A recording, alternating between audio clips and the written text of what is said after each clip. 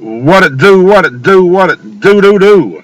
What's going on, everybody? Big country here, coming to you live from my taxi cab. Got a little story for you. Just to give you an idea of the dangers of taxi driving.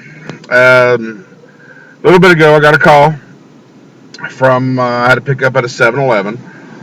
Took him about, I don't know, 6, 7 miles down the road, dropped him off, and turned around, and next thing I know, I'm getting a phone call from my dispatchers. They're hollering at me on my radio, having me to call them and all that stuff, and I got to pull over.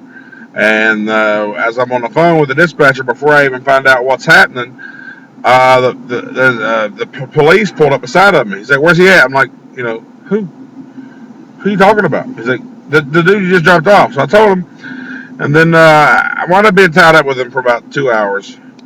And come to find out, well, I mean, first of all, I didn't even really look at the passenger. I kind of noticed what he was wearing. And I hope my microphone's picking up okay because I'm using my laptop mic. I don't have my mic with me on my mini, but I hope it's okay for you. And anyway, they brought a dog in because I couldn't give him a description. I didn't drop him off at a specific address. He got out the cab and started walking. But they brought a dog in, and I was wondering how the damn dog picks up, so many scents because this is a public vehicle.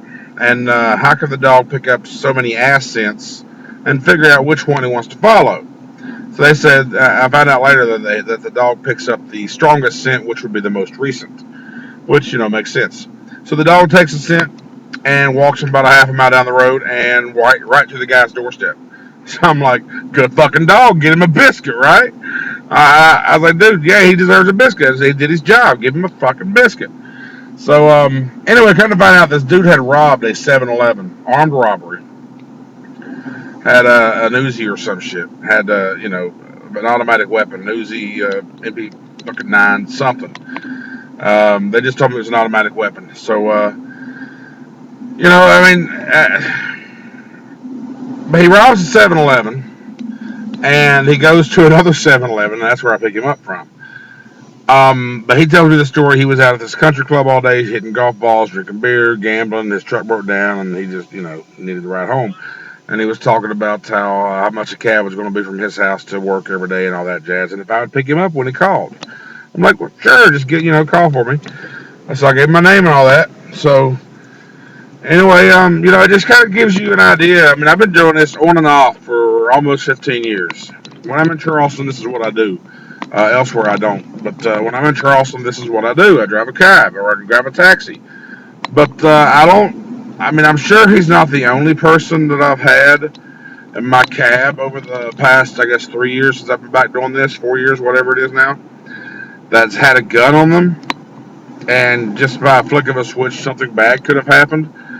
But you don't really know about it. When you don't know about it, what is it? Out of sight, out of mind, right? But when you know about it, it kind of hits you like, dude,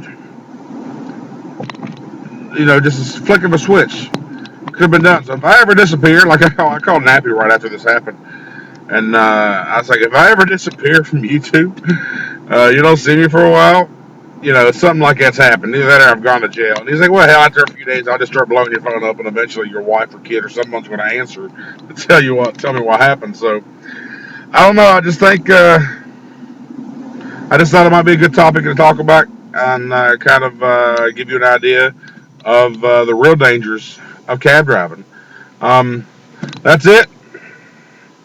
Have a good one, guys. Country out there. Going back to work. Damn it. Gotta make some fucking money.